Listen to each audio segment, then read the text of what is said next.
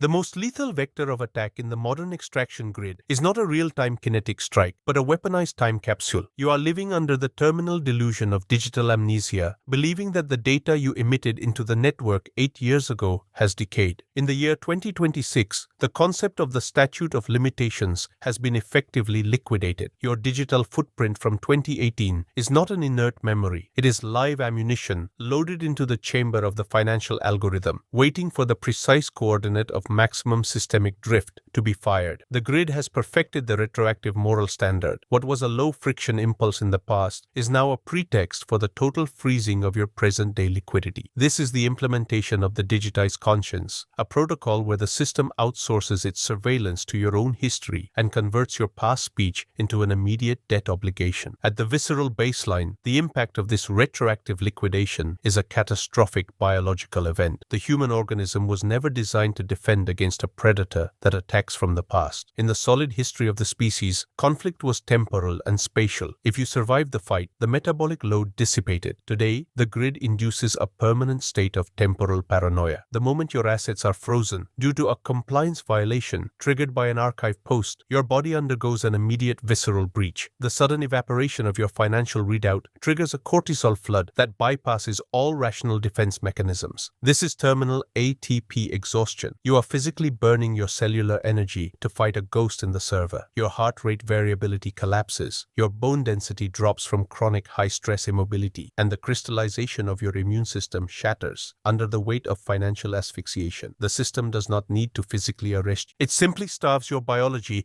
by cutting the supply lines, forcing your mitochondria to cannibalize themselves while your frozen capital sits visible but inaccessible on a glowing screen. The transition to the cognitive layer reveals the true objective of the retroactive audit, the absolute subjugation of the internal monologue. The grid uses the threat of historical liquidation to induce a permanent state of neural rot. You are no longer living in the present. Your prefrontal cortex is trapped in a panopticon of its own making. The basal ganglia, hardwired for survival, now views every past interaction as a mortal threat. This induces a profound cognitive softening. You begin to retroactively edit your own identity, censoring your current thoughts in fear of how a future algorithm will judge them. This is the ultimate status trap. You are performing a lobotomy on your own intellect to maintain a clean profile for a faceless credit scoring machine. The silence in your mind is not peace. It is the silence of a hostage. This brings us to the operational reality of the architect in a hostile grid. The herd accepts this retrospective punishment as justice, internalizing the synthetic guilt to maintain their phantom social status. The predator rejects this premise entirely. The architect understands that conscience is a luxury the grid weaponizes against you. To survive the audit, you must adopt the aggression premium. This means executing operations that the herd classifies as unethical, the active falsification of your digital history, the deployment of shadow identities, the aggressive scrubbing of past data, and the total separation of your real biological asset from your digital persona are not acts of paranoia. They are the required mechanics of defense. If the system uses your past honesty to execute a financial kill shot, then deception becomes the highest form of integrity. You do not apologize to the algorithm. You do not explain yourself to the mob. You mutate. You encrypt. You operate with absolute calculated aggression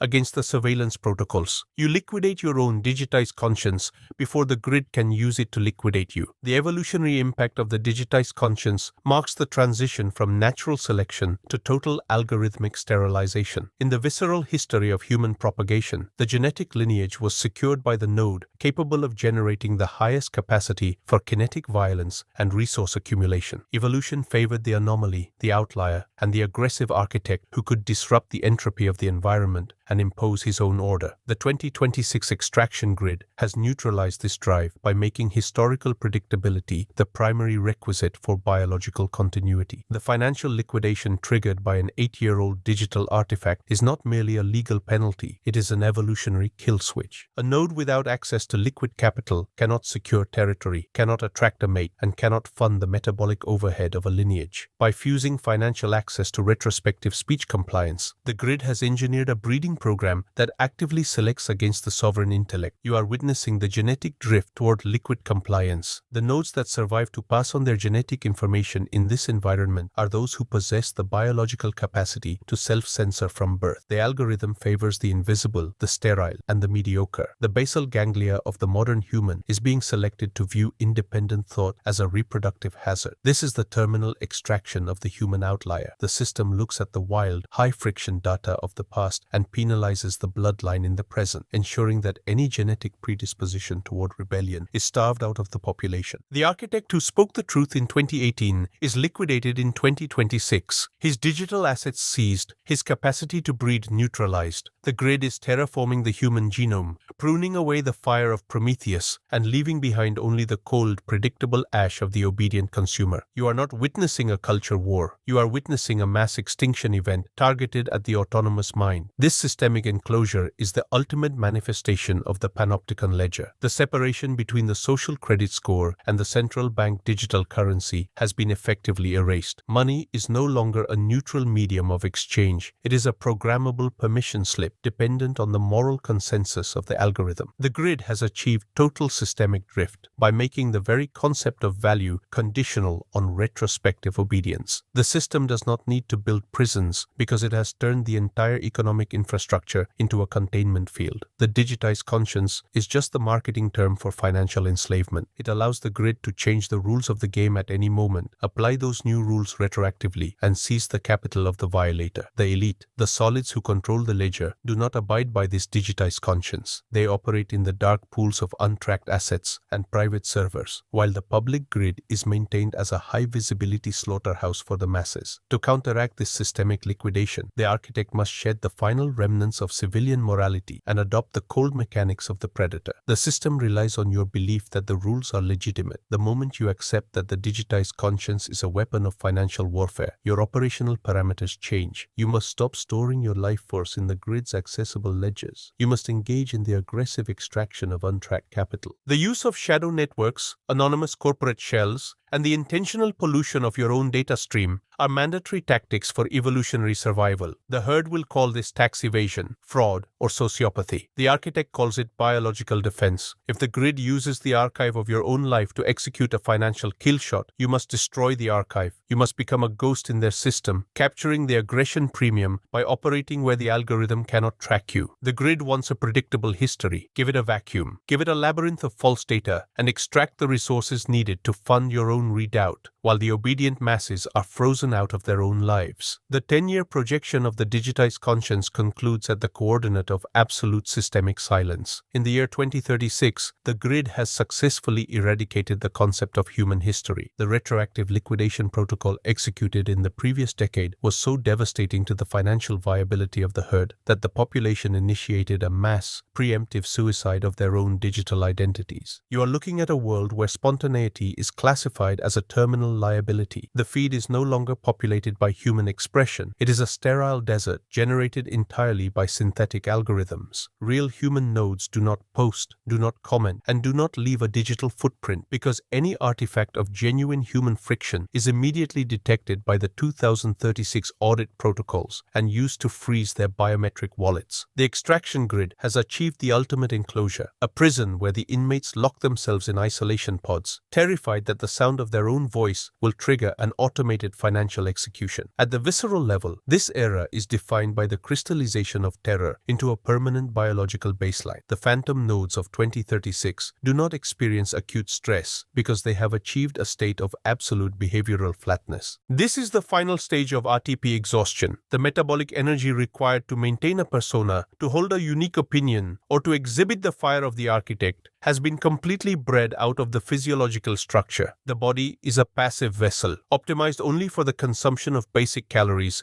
and the generation of compliant behavioral data. The basal ganglia, having spent a decade watching the liquidation of any node that displayed aggressive independence, has hardwired a new survival instinct, total invisibility. The brain now applies a predictive friction filter to every impulse. If a thought cannot be algorithmically verified as strictly compliant with the current ledger, the synapse is aborted before it reaches the prefrontal cortex. This is the terminal zero zero of neural rot. You are no longer censoring your speech. The grid is censoring your neurology at the chemical level. The evolutionary outcome of this drift is the bifurcation of the species. The masses are genetic ghosts, possessing no territory, no archive memories, and no capital to pass to a lineage. They are temporary processors that leave no wake in the ocean of data. But the grid of 2036 also reveals the ultimate vindication of the aggression premium. The only humans who retain their sovereignty, their wealth, and their capacity to breed are the predators who recognized the digitized conscience as a weapon of war back in 2026. These architects did not delete their history in fear. They encrypted their reality from the beginning. They built their readouts in the solid, untracked layer of the world, operating through analog vectors, physical commodities, and untraceable identities. They bypassed the status trap of public validation and pursued the cold mechanics of absolute extraction. The ledger is closed. The grid is a perfectly tuned engine fueled by the entropy of billions of self-erasing ghosts. The solids look down from their disconnected citadels, possessing the only real memories left on the planet. The illusion of morality has been stripped away. The obedient were liquidated by the very system they worshipped, their life's work wiped out by a line of code. The predators survived because they understood the first law of the grid. The algorithm has no mercy, so the architect must have no limits. The silence of the 2036 interface is the sound of total victory for the few who chose to be monsters instead of memory.